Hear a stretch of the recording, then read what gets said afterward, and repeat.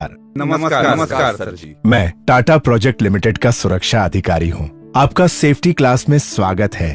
भाइयों, इस क्लास में आने का उद्देश्य कंपनी, वातावरण और अपनी सुरक्षा के बारे में सीखना है।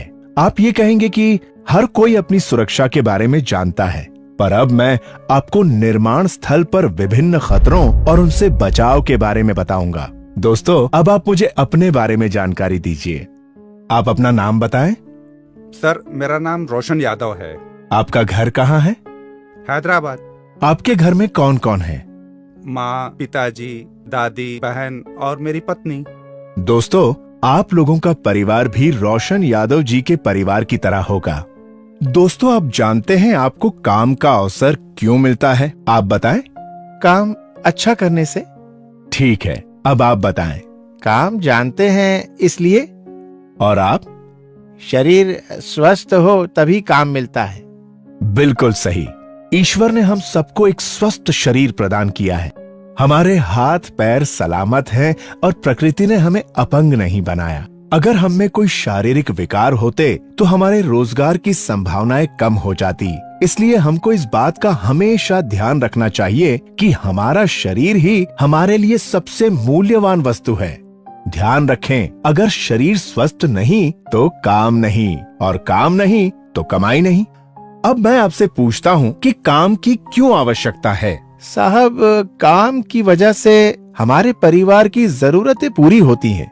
बिल्कुल ठीक। और इससे ही हम अपने बच्चों को अच्छी शिक्षा दिला सकते हैं। बहुत अच्छे। अब शायद आप मेरी बात को समझ रहे होंगे कि क्यों हमारी सलामती जरूरी है, क्योंकि हमारी सलामती ही हमारे परिवार की सलामती है। मैं इस तरह के प्रश्न आपसे इसलिए पूछ रहा हूँ क्योंकि जब परिवार है तो उसकी कुछ जरूरतें भी हैं, जैसे कि बच्चों की पढ़ाई, बहन की शादी, माँ का इलाज, घर बनाना, लोन चुकाना और भी कई दूसरी बुनियादी जरूरतें। कई लोगों की जिम्मेदारी हम पर होती हैं और एक दुर्घटना पूरी व्यवस्था को बिगाड़ देती है।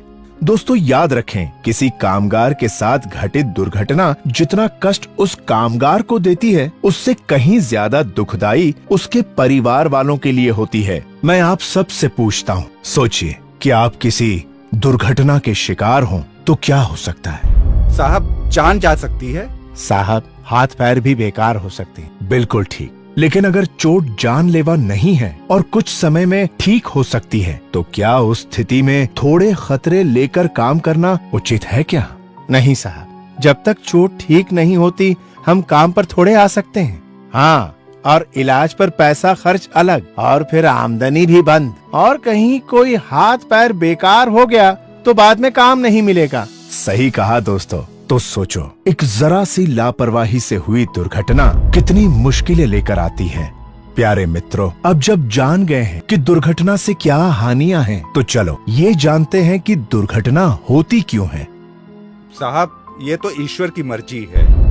ईश्वर की नहीं, हमारी खुद की गलती से होती है दुर्घटना। ईश्वर भी उन्हीं की मदद करता है जो अपनी मदद खुद करते हैं। सही कहा साहब। अगर हम ही कुल्हाड़ी पे पैर मारेंगे तो चोट तो लगनी ही है।